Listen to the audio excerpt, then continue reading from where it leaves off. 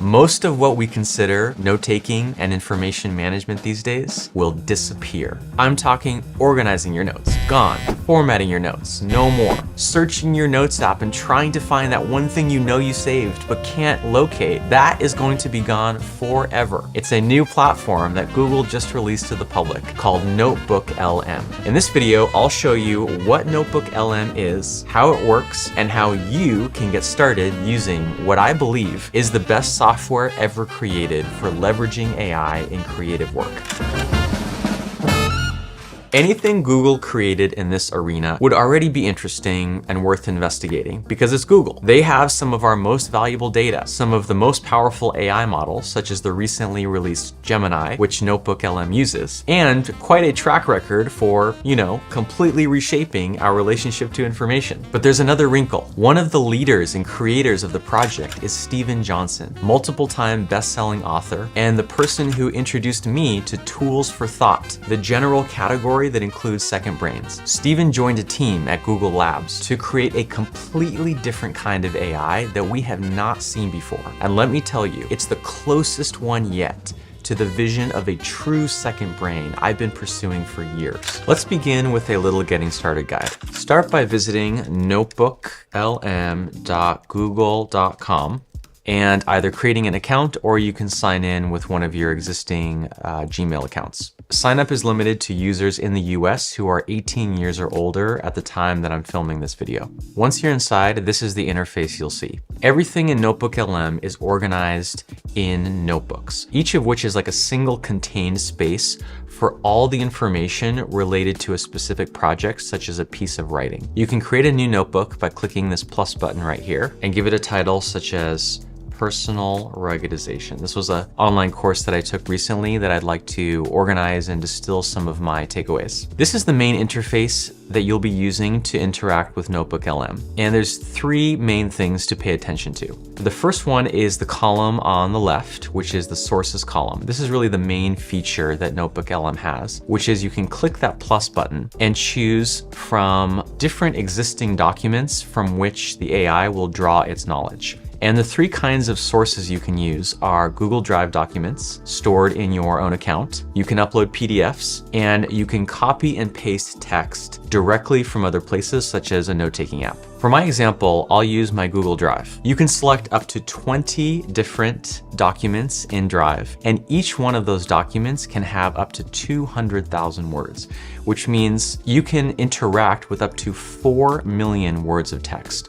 That's a far larger context window than any other AI tool out there. I'll go ahead and select my notes on that personal ruggedization class that I took recently and say insert. And I want to show you what happens. So first of all, that source appears here in the left. If I click the source, a couple things happen. First of all, the AI creates kind of almost like a summary or an abstract of this source. And these are some of the key topics. And then if I want to actually see the full contents of the source, I can just scroll down here. I want to add a few more sources because the real power of NotebookLM is not working with one source. It's working and drawing from multiple sources all at the same time and simultaneously. So what I'm going to do is click Add Source and add a few more Drive documents. And what I'm going to do is navigate to a folder where I have saved all the notes on every book and article I've read over the past few years. Later on in the video, I'll show you how I was able to generate all of these documents. And what I want to ask myself is, what have I already read in the past and even taken notes on that might contribute to and be a useful resource in what I'm working on today? So I'm just going to go through this list briefly and select any other documents that kind of strike me as potentially relevant. Here's one about what the world might look like in 2312. This is a good book here about the power of constraints, climate change, which is the topic of the course that I took, even about what it might look like to terraform other planets, such as in the science fiction book Blue Mars, some big picture perspective about our place in the universe, designing for behavior change because we may need to have a lot of behavior change when it comes to preparing for climate change. I'm really just kind of noticing which books jump out at me as in some way related to the topic at hand. So it looks like I have 13. I'm going to go ahead and click insert. All of the sources that I chose are now being added to the sidebar. So let's talk about the two other spaces that you're going to be working with, and now that we have all of our sources loaded up. The main one is this little box down here, which is really like other chat-based AI tools such as ChatGPT that we're used to. You're basically going to have a conversation with the AI, but drawing on the sources over there on the left. So I could say something like, create an outline of the main ideas related to personal preparation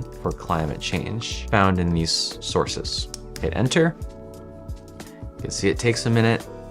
And there we go. It's a hierarchical, highly structured outline with main points and then supporting points or evidence or expanding on those points underneath each one. And they're kind of in order from early things that you'll need to think about to much later things. This is just the first step. There's a few different directions that we could go from here. The first thing is I could ask it one of these suggested questions that you see down here. You can see I can actually scroll right and left. And what's interesting is they're based on this particular text. So they're not just generic ones that appear the same way every time. So things like, what are the three main things to consider? So let's say I just want something really snappy, really succinct. I could click that, it will ask that question, and there you go. It's kind of distilled it down to the three main things that I need to know. What are some ways that individuals can prepare for and respond to both the personal and societal changes that are likely to occur as a result of climate change? Let's try that one. As it's working behind the scenes, I'm really having a conversation. I can ask it to expand or to distill. I can ask it to give me more information on one point, but not others. I can ask it to give me different formats, like write this as a poem, write it as a narrative, write it as a question and answer or FAQ format. You can see in this case, it's sort of adapted the content to really be focused on personal preparation, which is the angle that I'm most interested in. There's one more, the third of the main three interfaces that you need to know about. If you get a response, let's say this one, that you especially like, you don't want to lose it. This is a free-flowing conversation, so you might think, well, if I keep going and keep conversing, I'm going to lose track of some of these great responses. All you have to do is click this little pin icon, and it's saved to this big space up here, taking up the top of the screen. You can think of this as a kind of pin board where you are pinning these kind of little cards with interesting information that the AI has given you, just so that you keep them top of mind and easy to see and easy to reference. One more cool detail here. Let's say in the midst of your work, you realize, oh, there's another source I'd like to add. You can always click right here where it says add note and either copy and paste from somewhere, for example, your note-taking app or something that you found online or something from an email, or you can just write directly into the note. For example, let's say I remember that the creator of that course that I took, his name is Alex Steffen, recently wrote a piece on Substack that is much more recent and much more timely, and I want to also incorporate that writing and that thinking into what I'm doing. What I can do is head over to Evernote. Here is the excerpts from his article. I'm going to do Command A for select all. I'm going to copy all that text and put it right into a new note. And now what it will do is allow me to check this box right here and incorporate what I've just added right into the conversation. That was a very basic tour of three of the main areas that you are going to need to pay attention to use NotebookLM effectively. What Google has done is basically redesigned a note-taking app from scratch with modern AI in mind. You still need to take notes, but you can just kind of dump them into one giant pile and use the AI to sort through and make sense of them rather than having to meticulously organize things in files and folders. NotebookLM is different from other AI tools such as ChatGPT because you can train it on a specific set of documents you know and trust. That could be excerpts from books you've saved, notes you've taken in class, highlights from articles or web pages, or your own thoughts. This is called source-grounded AI. You point the AI at a specific set of documents, effectively giving it instant expertise in whatever knowledge they contain. So you always know it's only drawing on authoritative, private, trusted information. Next, I want to take a look at some of my favorite use cases that I've been using NotebookLM for. Sometimes I'm reading a difficult, complex piece of writing, such as an academic paper, and I just need some help understanding it. What you can do is upload a PDF of what you're reading. This is a paper about the role of forgetting and learning. I'm going to go ahead and select it and say, what is the role of forgetting in learning? So you can see here, it's basically summarized what is quite a long technical paper into something that I can understand. So I notice one of the points here, which is that knowledge can sometimes have a negative value, kind of piques my interest. And the amazing thing about this conversational interface is I can now ask, what are some examples of ways knowledge can have negative value? That's kind of confusing to me. So you can see here, this is fantastic. Knowledge that's incorrect, redundant knowledge, harmful knowledge. So imagine if I'm working on a project where I'm trying to convince, let's say, an IT administrator to not save every file that's ever been created across the entire organization. That's something that I could ask it to do for me. I could say, please turn this information into a letter written to an IT admin, arguing that we don't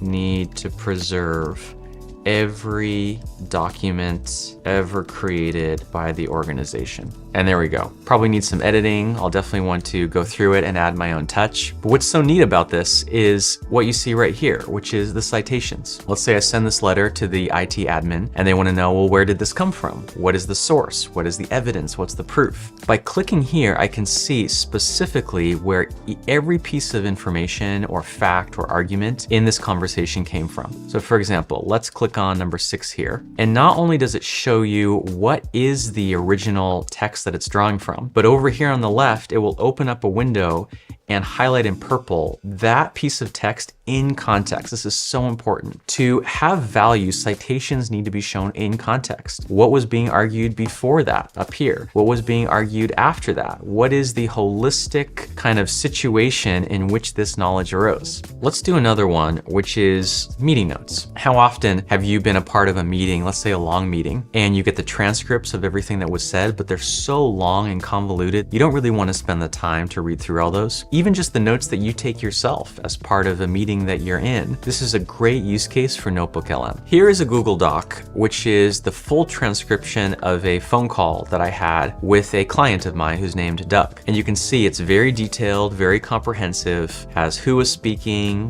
when they spoke, what they said. So there's definitely value here. But when I start to scroll, you can see this is 26 full pages of very detailed text. I really don't want to spend the time to find the 1 or 2 facts or opinions or whatever it is I'm looking for from so much text. So what I'm going to do is just copy the title of this Google Doc, go back to NotebookLM. I've created a new notebook here called Meeting Notes. Click Add Source. Let's go back to Google Drive. I'm going to paste it in the search just to make it easy to find. There it is. You can see one selected. I'm going to hit Insert. And what I can do now is essentially have a conversation with that document, which if we look here has over 12,000 words. It's much, much bigger than can fit in ChatGPT, for example. So what I'm going to ask is, what are the main points of my conversation with Doug? So you can see here, Doug expressed interest in creating a training program. What kind of training program? Well, he believes a group workshop would be most effective. What does he want to incorporate into that workshop? Elements of my course. I mean, this really just saved me 30 minutes to an hour at least. So I could even go a step further. Please create a proposal for a group workshop training program for Doug's organization. And there we go. You can see it's written in the language of a proposal.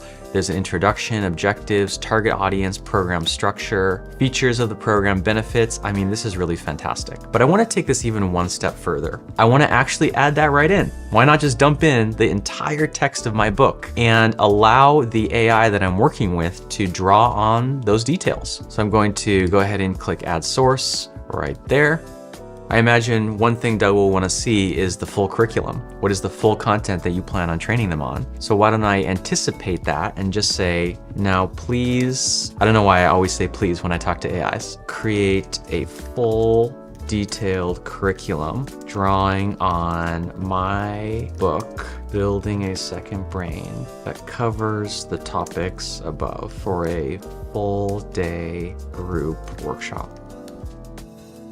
And there we go. You can see there's a target audience, goals. It has the morning session and what we're going to cover specifically, introduction, the 4 pillars, fantastic. Sounds very familiar because I wrote that myself. Here's the afternoon session. Here's the closing session. What's so cool about this is the reason I can feel completely comfortable uploading the full text of my book to this platform is the sources that you use in NotebookLM don't go anywhere else. They're not used to train any model. They don't get shared with anyone. The second that I leave this notebook, all of that will be wiped clean from the AI's short-term memory. So those were probably half a dozen use cases that have to do with your day-to-day work, reading, understanding, translating from one format to another. But next, I want to dive into a very specific use case that is very close to my heart, and I know close to the heart of the people who created this, which is writing, especially writing that is creative, or that is complex or multifaceted, that is trying to simultaneously pull from many different kinds of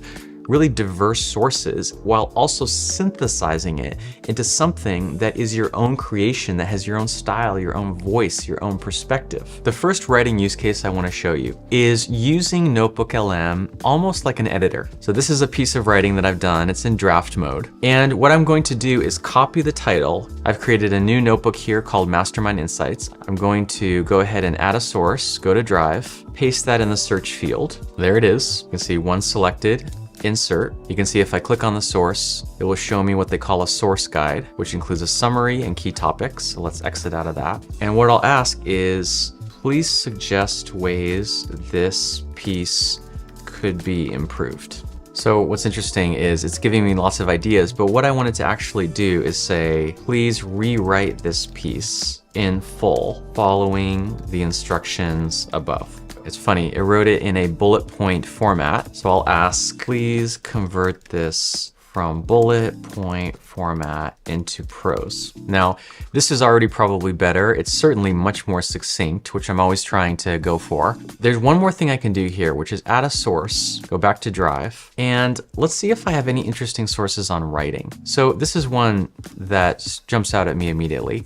I can tell from the title, it's my notes on a book called Write Useful Books, which is really about nonfiction prescriptive writing. So I'm going to insert that and say, please rewrite my article on takeaways from my first mastermind, drawing on advice found in Write Useful Books. It's interesting, I'm curious looking at the citations, which tell me some of the specific ways that it did that. For example, not using titles or headings that are clever or punny because that is interesting or entertaining but not useful is a great piece of advice for this kind of writing. The next use case for writing I want to show you is really earlier in the ideation process. Let's say you're not even sure what you want to write in the first place. You just kind of have some messy notes and you're looking for a collaborator that can help you give them some meaning and some structure. So I'll go ahead and create a new notebook, which is new article. Let's say I don't even know what it's going to be about.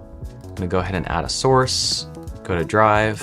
Let's go back to Readwise, which contains all the notes and all the books that I've read. And what I'm gonna do is pick one, let's say that I've read recently, such as A History of the Index. And what I'm going to ask it is, please suggest related ideas or avenues of research related to this book. So it's giving me ideas from indexing prehistory to alternative indexing systems. This book is about indexing, the impact of digital indexing. I mean, each one of these is potentially a rabbit hole that I could run after. The one that jumps out at me is historical evolution. And just seeing that reminds me that I have another book that I've taken notes on in the past, which I believe was called Glut. There it is. So let's add that in, which is more about the past and about how our relationship to information has changed over time. So now I have two sources. I can ask, please find connections or relationships between the ideas in these two books. Let's see if it found anything interesting. So this is the one that strikes me. I would like to write a piece about the democratization of knowledge, how access to knowledge and ways of structuring knowledge has become more accessible over time. So I'm going to say, please suggest a few ideas for articles I could write about the democratization of knowledge through history. And these all kind of strike me as somewhat generic. What I think I would like to do is use a specific story, use a specific example. And what comes to mind, I don't know why, is a book I read about paleontology. Let's see if I can find it. Yeah, it was called Fossil Men. Let's add that in here. And now I'm gonna say, suggest the title of an article about the democratization of knowledge using an example from paleontology or fossils. Okay, well, that's an interesting title, but now I'm gonna say expand on that title with an outline of key points this piece could contain. Okay, interesting. Fossils in the history of life, fossils in human origins. So it's really going hard on this idea of fossils, but kind of weaving together or weaving through it different ideas about democratizing knowledge. This would obviously require more development. I'd want to go in and look at the sources that it found, maybe ask some of these follow-up questions. Let's say I'm satisfied with this initial outline for a piece. I could even go so far as to say, please write the opening lines of this article, making them as attention-grabbing as possible. I like it. A hidden world awaits. A chronicle of life frozen in time. This is fantastic. Just notice what we've done. We went from not even knowing what I wanted to write about, really just a single source that I had been reading recently, all the way to the opening lines of what sounds like a pretty interesting piece if you ask me, through a completely conversational, back and forth, collaborative exercise with an artificial intelligence. It's totally amazing. Now you may have noticed that what allowed this, what made this possible, was that I had all my notes and highlights from every book and article I've read over the past few years already in Google Drive. But you can do that too, and I want to show you how. It's possible with a really powerful tool called Readwise. Check out our in-depth video on how to use Readwise for more information. But what you can do is go to Readwise, which is a paid service, and once you create an account and log in, you can click Dashboard here. If you go to the import section, you want to make sure that under the connected section right here, you have your Kindle ebooks or your Read Later app or social media or whatever is the source that you want to be able to save in Google Drive, which you can then use in NotebookLM. So for me, the two main ones are Kindle right here and Readwise Reader, which I use to read online content. Let's head back to the dashboard. And then the second thing to look at is under export. You want to be sure that Google Docs is listed here under the connected section. Normally it will appear down here. All you have to do is click connect, sign in to your Google Docs account, the same account that you used to create the NotebookLM account. And then Google Docs will appear right here. If you click into the Google Docs settings, the key feature that you want to pay attention to is this third one right here. If this is not checked, then Readwise will send all the excerpts from each source to its own individual Google Doc. So the excerpts that I saved from one book will go to one Google Doc. That makes it really easy to go through, like you saw, and select only the sources that you want to use in NotebookLM. But if this is turned on, what it will do is it will send all the highlights to one, or maybe if you have many highlights, just a few Google Docs, so that you can fit it within that 20 notebook limit. What that allows you to do is essentially have a conversation with your entire history of highlights from whatever sources you imported into Readwise. Once you click here where it says Start Export to Google Docs, you'll want to leave it running for probably a few hours depending on how many highlights you have. But once it's finished, you'll see a Readwise folder appear in Drive. All right. I know that was a lot. I want to turn now to the other side of the story. There's always another side, which is some of the limitations and pitfalls. This is an experimental, brand new platform, which means it's a little rough around the edges. There are bugs. They're having to invent a completely new interface, which means there is a bit of a learning curve. You have to figure out what the different buttons do and what the different parts of the window mean. Currently, you have to provide the sources to NotebookLM in the form of basically Google Docs or PDFs. It doesn't have the ability to directly connect to a note-taking app such as Evernote or Notion or even Google Keep. You'd have to use something like Readwise as an intermediary to get your notes into NotebookLM. You're limited to only 20 sources at most. So if you have more sources than that you want to use, you're going to have to do some manual copying and pasting to get them under 20. Just like a lot of other AI tools, NotebookLM has trouble doing math, reading PDFs that have messy formatting, and finding a lot of precise details if the sources that you're using are really large. I've also talked to the NotebookLM team, and they said fixes and improvements to a lot of those issues are coming soon. This is way more than a note-taking tool, way more than a writing tool, and it's way more than an organizational tool. Here's how I describe what NotebookLM is trying to do. Until now, the stages of the creative process, like reading, researching, note-taking, and writing, were completely separate. We had to use completely different tools for each step, which means we were constantly having to switch between them and worry about things like formatting and compatibility and security and privacy. No one software tool could do it all. NotebookLM gets all those steps and folds them into a single integrated space so you can remain in that wonderful flow state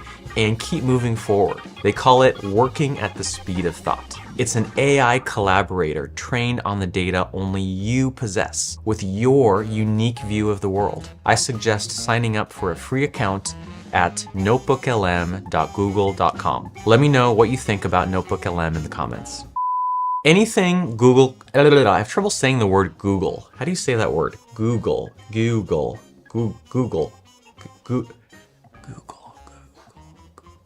Oh, I think it's more like goo, like you say the G-O-O first. Google. How do you say that word, Alex?